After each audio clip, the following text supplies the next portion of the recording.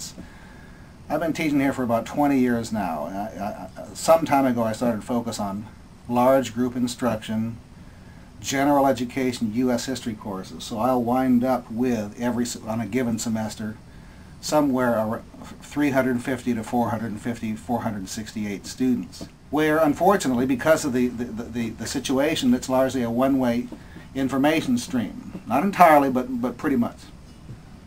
I'm forced by circumstances into highly objective tests, heavily based on multiple choice. But I developed a whole range of things to try to give some students some lifesavers and ladders and little tools that will help them get ready for an objective exam, as well as make their way through a term paper assignment. So, to give you an example, I require them to read a textbook.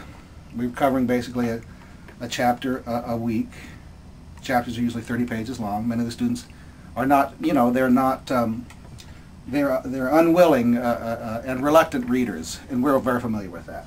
But a lot of information is thrown out in a given chapter, and so I developed a long time ago a kind of a homework package, which I cooked up. For every chapter, I've developed a series of questions, and in order with blanks between each question. It's a workbook in effect for the students, directing them to information I want to pull out of each chapter. So this is part of, an integral part of the assignment of the class. It's kind of a giveaway grade for people who put in the effort, and it directs them towards pieces of information I want them to find in the textbook, which will show up in the form of questions later on. So this is one thing. I also, since it's heavily a lecture class, with the advent of Blackboard and some other fancy technology we have, I started to, for example, I'm directing your attention to the Blackboard site for my History 11 class.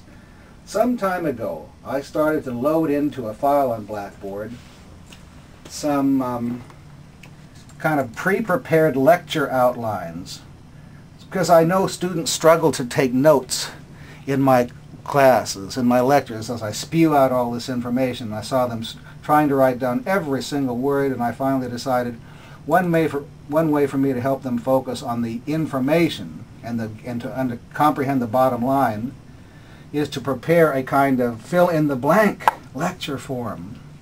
I call it a lecture outline. And so a lot of the words you see here are more or less taken from the PowerPoint slides I'm getting posted on Blackboard, so they can print out this blank form, bring it to class.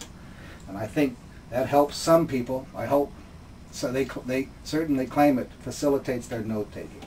Another thing I do is, to go back to the front page or the announcement page of Blackboard for History 11, I started some time ago with the assistance of my good colleagues here to record my lectures through the integrity system this school has contracted with. And so I will painstakingly record every session and bring it back home. It'll upload, I'll edit it, and then I'll post them as I have them ready, so that students can, it's optional, go back and review a lecture at their own pace at any time of the day. And it seems to be effective. I got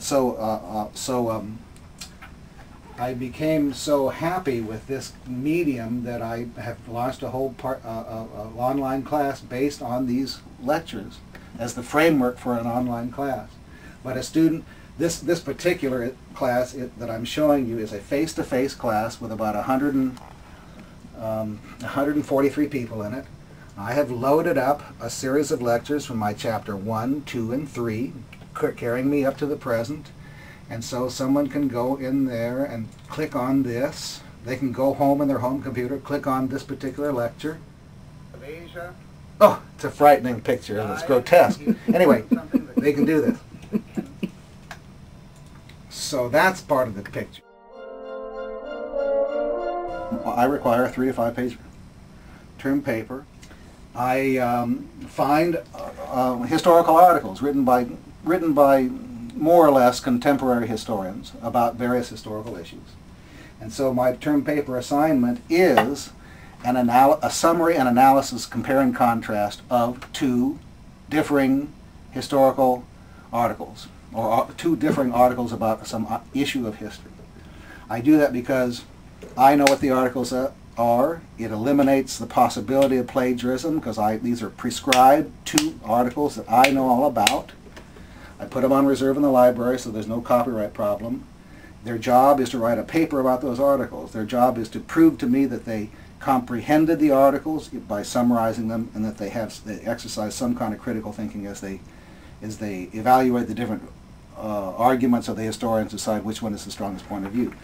I like that assignment because they have to produce a product, they have to assemble their ideas, they have to organize them in some kind of coherent fashion. These are building block skills, and if I can teach a person, given our varied student population, some discipline, some punctuality, and some basic skills about how to get through a class like this, like you get through a job in life, that's all for the better as far as I'm concerned. So